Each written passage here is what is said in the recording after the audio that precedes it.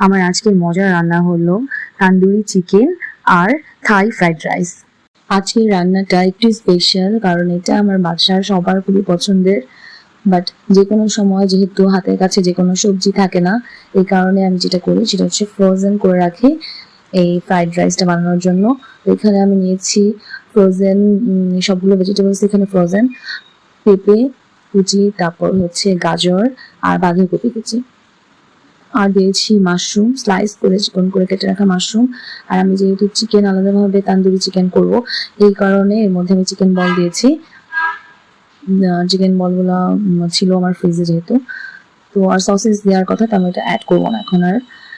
তো এই 3 রকম ভেজিটেবলস, গাজর, বাঁধাকপি আর পেঁপে, সাথে হচ্ছে মাশরুম আর চিকেন বল, এই 5টা উপকরণ আমি খাবার পানি বয়েল করতে দিয়ে এর মধ্যে দিয়ে দিয়েছি। তারপর খুব ভালো মতো করে মিডিয়াম হিটে ফুটিয়ে নিয়েছি, আর সাথে দিয়েছি অ্যাড করেছি লবণ শুধু। তো ভালো মতো করে এগুলোকে বয়েল করে নিতে হবে। যখন একদম বয়েল হয়ে যাবে, ইভেন গলেও যাবে না, ঠিক সেই টাইমে আমি ছাঁকনি দিয়ে ছেঁকে নিলাম সবগুলোকে। এগুলো একসাথে করলে যেটা হয় সেটা হচ্ছে আমাদের টাইমটা অনেক সেভ হয়ে যায়। যদি সবগুলো একটু সিদ্ধ করে নিতে হবে। আমি একবার এই কাজটা কমপ্লিট করে ফেললাম। এরপর দিয়ে দিলাম হচ্ছে চিনি গুঁড়া চাল, পোড়ায়ের চাল যেটা, এটাকে ভালো মতো করে এখন ক্লিন করবো যতক্ষণ না পানিটা সাদা হয়ে আসে। আমি এভাবে 5-6 বার ভালো মতো করে ধুয়ে নিচ্ছি। তো ধোয়ার পরে এবার খাবারের পানিটা অ্যাড করব, যাতে হচ্ছে যখন আমি এটা বয়েল করতে দিব পানিটা যেন এক্সট্রা আরও থাকে।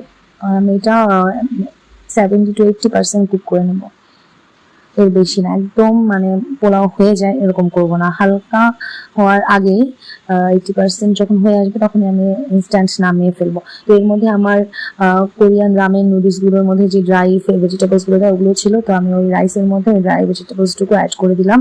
আর এর মধ্যে আমি তান্দুরি চিকেনের জন্য চিকেনটা রেডি করে ফেলবো। আর আমার যেটা অভ্যাস সেটা হচ্ছে হাতের কাছে যখনই থালাবাটি থাকে আমি চেষ্টা করি রান্নার ফাঁকে ফাঁকে সবগুলোকে ভালো মতো করে ক্লিন করে ফেলতে, কারণ যেহেতু আমারই কাজটা করতে হবে, এরকম জমিয়ে রাখা আমার একদমই ভালো লাগে না। তো যত নিট অ্যান্ড ক্লিন থাকবে তত ভালো লাগে আমার কাছে। তো এর মধ্যে আমি লবণ দিলাম, মাংসটা ভালো মতো ধুয়ে আগে আমি ধুয়ে রেখেছিলাম। তারপর হচ্ছে এর মধ্যে এতবার আরেকবার ধুলাম যেহেতু, এর মধ্যে দিয়ে দিলাম লবণ, গোলমরিচ, তারপরে দিয়ে দিলাম হচ্ছে শুকনো মরিচের গুঁড়া যেটা লাল মরিচ, তারপরে গরম মশলাটা দিলাম যেটার মধ্যে জিরাও মিক্স ছিল, আর আদা রসুন পরিমিত পরিমাণে দিলাম, খুব বেশি দিব না। নর্মাল মাংস রান্না আমরা যেরকম দিই, আদা রসুন মিক্স দিয়ে টক দই দিয়ে দিলাম। তারপরে এটাকে ভালো মতো একটু ম্যারিনেট করে এর মধ্যে দিয়ে দিলাম ডার্ক সয়া সস 1 চামচের মতো, আর দিয়ে দিলাম টমেটো সস। তো এই দইয়ের সাথে এই সকল রকম মশলা সস মিক্স করে এটা আমি আধা ঘন্টার জন্য রেখে দেবো, মানে যতক্ষণ আমার হাত খালি না হয় ততক্ষণ ওটা ম্যারিনেশন অবস্থা থাকবে। আর এখন আমি চুলায় হাঁড়ি বসিয়ে দিয়েছি ফ্রাইড রাইস রান্না করার জন্য। অ্যাকচুয়ালি আরেক চুলায় হাঁড়ি বসিয়ে দিয়েছি চিকেন তান্দুরিটা রেডি করার জন্য, কারণ আমি রান্না করে খুব কম টাইম স্পেন্ড করার ট্রাই করি, যেহেতু আমার আরও আনুষঙ্গিক অনেক কাজ থাকে। আমি চেষ্টা করি যত দ্রুত গতিতে 2 চুলার মধ্যে রান্না করে কমপ্লিট করে ফেলা যায়, যেহেতু বাচ্চাদের পড়াশোনা প্লাস আমার নিজেরও অনেক কাজ থাকে ঘর গোছানো। তো এর জন্য প্রথমে আমি ডিমটাকে এক চুলায় অল্প একটু তেল দিয়ে 3টা ডিম ভালো মতো করে ফ্রাই করে নিলাম। তারপর স্ক্র্যাম্বল করা ডিমটাকে সরিয়ে রেখে আর একটু তেল অ্যাড করলাম। তারপরে প্রথমেই চিকেনটাকে বসিয়ে দেবো, যেহেতু চিকেনটা স্লো কুক হবে, আস্তে আস্তে এটা কুক হবে। তো এটাকে আগে বসিয়ে আমি অন্য চুলায় ট্রান্সফার করে দেবো। তো সব মশলা পাতি একবারে দিয়ে চিকেনটাকে বসিয়ে দিলাম। চিকেনটা কেচে বসিয়ে দিয়ে এটাকে অন্য চুলায় আমি ট্রান্সফার করে দিলাম। আর এখন এই চুলাতে আমি যেখানে ডিম ভেজে রেখেছিলাম ওই মধ্যে অল্প একটু তেল অ্যাড করে এর মধ্যে যেই আমার সিদ্ধ করে বয়েল করে রাখা ভেজিটেবলস আর চিকেন বল আর মাশরুম ছিল ওগুলো দিয়ে দিলাম। ওটা একটু ভাজা ভাজা হতে হতে এর মধ্যে দিয়ে দিলাম সয়া সস দিয়ে এখন আমি চিকেনটা আরেকবার উল্টিয়ে দিলাম, দিয়ে আবার ঢেকে দিয়ে এখন যেটা করবো সেটা হচ্ছে ভালো মতো করে এটার মধ্যে যেটা এক্সট্রা পানি যদি থেকে থাকে এটা যেন সম্পূর্ণভাবে চলে যায়। আর এই পুরো যে ভেজিটেবলস আর চিকেন বলস আর মাশরুমের যে মিশ্রণটা এটা যেন সম্পূর্ণ ফ্রাইড অবস্থায় চলে আসে। এটা এই জন্য আমি মিডিয়াম হিটে এটাকে ভালো মতো করে ওই তেলটুকের মধ্যে ফ্রাই করে নেব। তো তারপর আমি অ্যাড করে রাখলাম যে ভেজিটেবল চিংড়ি, যেগুলো আমার কাছে এটাই হাতের কাছে অ্যাভেলেবেল ছিল। আপনারা চাইলে এর থেকে একটু বড় চিংড়ি ইউজ করতে পারেন, সেটা অনেক মজা লাগবে। তো আমি এক মুঠো চিংড়ি এর মধ্যে দিয়ে দিলাম। তারপর চিংড়িটাকেও কুক হতে দিলাম। চিংড়িটা একটু পরে দিলাম, কারণ চিংড়ি খুব দ্রুত কুক হয়ে যায়, তাড়াতাড়ি করে রান্না হয়ে যায়।